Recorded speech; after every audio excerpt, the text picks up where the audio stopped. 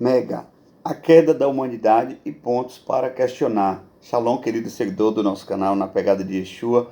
Nós estamos com esse projeto super desafiador, mas contamos com a sua boa vontade e aí para que você possa ser extremamente edificado nesse projeto, motivado no começo do ano para meditar na palavra nesses tempos do fim. Se você tem sido assim abençoado e desafiado, você já vai deixando o seu like, seu ok, o seu joinha. Você pode compartilhar com outras pessoas. Você pode compartilhar o link num grupo também. E você pode também deixar seu comentário que eu procurarei responder com a maior atenção e o maior cuidado, ok? Esse capítulo 3 de Gênesis, ele tem 24 versículos para narrar todo ele sobre a queda da humanidade e as providências que Deus deu. Então, é muito cheio de detalhes. Nós vamos dividir em 3 estudos de 8 versículos e não estamos lendo mais o texto, mas estamos comentando pontos mais importantes, assim, pontos mais desafiadores ou pontos mais polêmicos que nós possamos, assim, compartilhar e ajudar você. Afinal de contas, o Mega é ministrações e explicações de Gênesis e Apocalipse. Começamos aqui com a narrativa do texto bíblico dizendo que a serpente era o animal mais astuto ali dos animais do campo. E já começa o diálogo da serpente com Eva. Não existe nenhuma estranheza de Eva, da parte de Eva, que não tinha o nome de Eva, ela só vai receber o nome de Eva posterior ao pecado, de Isha, não é como diz no hebraico, da varoa, da mulher, da esposa. Não existe nenhuma estranheza da mulher em conversar com o animal, em dialogar. Você já parou para pensar isso? Não é? Então, nenhum animal dialogava, conversava. Pelo menos nos textos que Adão já foi colocar o nome dos animais, não tem esse registro, né? A capacitação da fala é um dom que Deus deu, é uma faculdade que Deus deu à humanidade. Não tem registro de animais, senão a mula de Balaão que fala ali, mas é algo pontual, não é normal, não é? E nós vemos que Eva simplesmente conversa, trava um diálogo ali. Significa dizer, em primeiro lugar, que não necessariamente aquela serpente era uma cobra, até mesmo porque a palavra hebraica nahash fala de cobra, mas também de adivinhar, o adivinhador. Então não é necessariamente, você não deve pensar na sua mente o formato de uma cobra ou de um réptil ali enrolado na árvore, porque é uma figura muito comum, pintada, né, nos quadros, idealizada, mas não é a figura que a gente pode rastrear pela palavra, não é? Era um ser atraente, era um ser interessante, era um ser que possivelmente eles já tinham visto no jardim, mas não tinham acesso direto porque Deus tinha dado o comando para comer de todas as árvores, menos da árvore do bem e do mal, do conhecimento do bem e do mal. E ela estava exatamente naquele território ali próximo, específico da árvore do conhecimento do bem e do mal. Foi preciso Eva ter se aproximado até um certo ponto. Então nós vemos também que esse animal não rastejava, não era um animal rastejante. Era um animal ali que talvez estivesse conversando de igual para igual com Eva de pé ali, né? Talvez um bípede, não um quadrúpede. Isso nós não podemos dizer. Mas podemos pensar e conjecturar numa antítese, num paradoxo entre o comando que Deus deu a Adão e Eva e um comando possível à serpente. Por exemplo, Deus disse, pode comer de todas as árvores do jardim, menos da árvore do conhecimento do bem e do mal. Deus poderia ter dado um comando oposto para a serpente. Você não vai comer de nenhuma das árvores do jardim, só vai comer da árvore do conhecimento, não é? Daí nós vemos como o conhecimento, a ciência humana tem levado o homem para tanto buraco, né? Porque nós vemos que existe uma facção grande, uma fatia grande do conhecimento, que é um conhecimento de origem maligna, não é? Só que isso é um outro assunto para outro vídeo, né? Então nós pontuamos aí esse diferencial que Nahash não necessariamente é cobra, mas adivinhar, e que Nahash também está ligado a um animal encantador, um animal atraente, um animal persuasivo ali, e que com certeza não era rastejante, porque rastejar foi o castigo que ele recebeu, não é? O verso 2 e 3 vai suscitar aí para nós esse questionamento. Por que Eva não estranha e entra num diálogo normal com com aquela serpente? E no verso 3, nós vamos ver que Eva, ela tropeça nas palavras. E como a serpente era astuta, ela investe de maneira mais firme, porque ela questiona o comando de Deus. E Eva disse que não é nem para comer, nem para tocar no fruto. Então, a serpente ali já percebe que Eva ela está já seduzida, porque ela já tinha se perdido nas palavras. A serpente não fala só mentiras, ela fala algumas verdades misturadas, mas meias verdades também são mentiras. Por isso que Satanás é chamado pai da mentira, lá em João 8,44, pelo Senhor Jesus. Que ele traz verdade. Ele tentou Jesus com a palavra, falando verdade, mas de maneira distorcida. Foi essa a estratégia que ele usou ali junto a Eva, não é? No verso 4 e 5, depois que ela falou, não toqueis, que Deus não falou para não tocar no fruto. Deus disse, não coma. Então, quando ela faz esse acréscimo, parece que a serpente vê uma brecha ali.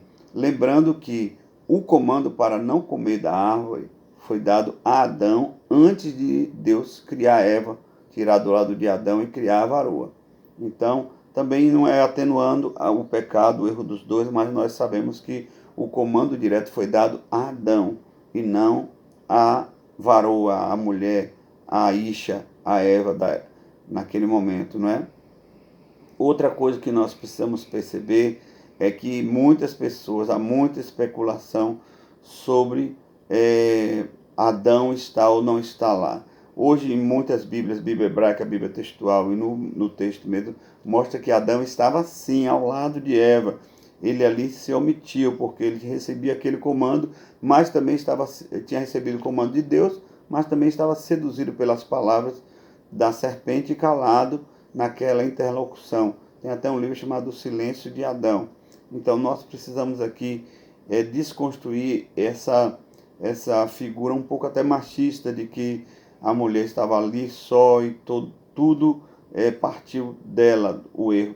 O homem estava ali, havia uma omissão ali, até mesmo recaía por ele uma responsabilidade, porque a proibição, o mandamento foi dado a ele. É tanto que quando Deus vai trazer o juízo para todos três, para Adão, para Eva e para a serpente, ele não atenua, não diminui o castigo de Adão. Adão recebe um castigo porque foi ele que recebeu o comando, não é? As pessoas especulam muito sobre o que era aquele fruto e associam o comer do fruto a muitas teorias. Então, a teoria mais comum é que Eva comeu um fruto literal. Tem uma teoria de que o fruto era o ato sexual entre Adão e Eva. Tem a teoria que diz que o fruto era o ato sexual entre Eva e a serpente, gerando Caim, e posteriormente Eva e Adão gerando Abel, por isso que Caim tinha natureza ruim. E uma outra teoria, o fruto ser de fato o conhecimento em si e a maldade. Uma outra teoria, o fruto ser relações sexuais ilícitas. Mas nós vamos ver aqui pelos originais hebraicos que esse foco tão somente na questão da sexualidade, ele cai por terra por alguns motivos. Não estou dizendo que não tinha a ver essa parte, mas só simplesmente reduzir o fruto à questão sexual, a gente perde muito. Por quê? Porque, em primeiro lugar, não é interessante a gente saber exatamente o que era o formato do fruto, qual a natureza desse fruto. Primeiro, porque a Bíblia não revela. Então, a palavra do Senhor em Deuteronômio 29 diz que as coisas escondidas são para Deus e as reveladas são para o homem e seus filhos. E a essência aqui mostra que a questão do fruto foi a desobediência. Não foi o fruto em si. Poderia ser qualquer fruto, mas a questão que Deus deu um comando e houve uma desobediência. Assim como Deus disse sim para Ló e para a família quando ia queimar, Deus ia queimar Sodoma e Gomorra. Não olhe para trás. Ora, tem algum pecado olhar para trás? Não. Mas a mulher olhou e virou estátua de sal. Por quê? Tão somente por causa da desobediência. Não foi exatamente o ato de olhar para trás. Como não foi aqui com Eva o ato de comer o fruto, mas de desobedecer. A questão associada ao pecado, geralmente, a questão sexual, geralmente é porque diz que eles perceberam que eles estavam nus. Mas a melhor tradução é desnudos, no sentido mais completo do corpo. Porque a gente, quando fala nu, dentro da nossa sociedade, a gente remonta à questão de estar com a genitália exposta, o órgão sexual masculino, feminino, nada.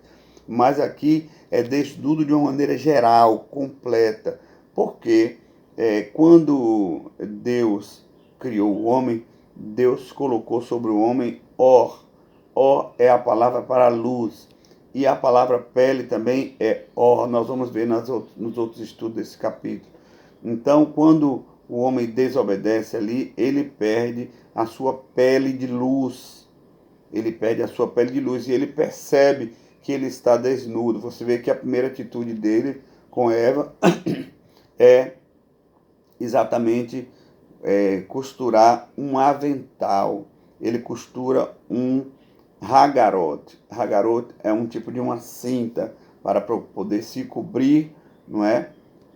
Para se cobrir ali com folhas de figueira. Ele quer dar uma providência, ele quer se cobrir. E ele não quer apenas se cobrir com o hagarote, com o avental, mas ele também se cobre por trás das árvores, não é? O homem abre mão da presença de Deus, que é um estilo de vida, que é um conceito de vida, para viver na moda da árvore. Ele come da árvore, ele se veste da árvore, ele se esconde na árvore. Então, é bom você abrir um parêntese e conceituar e ponderar sobre o viver debaixo de um conceito e viver debaixo de uma moda, escolha, não é?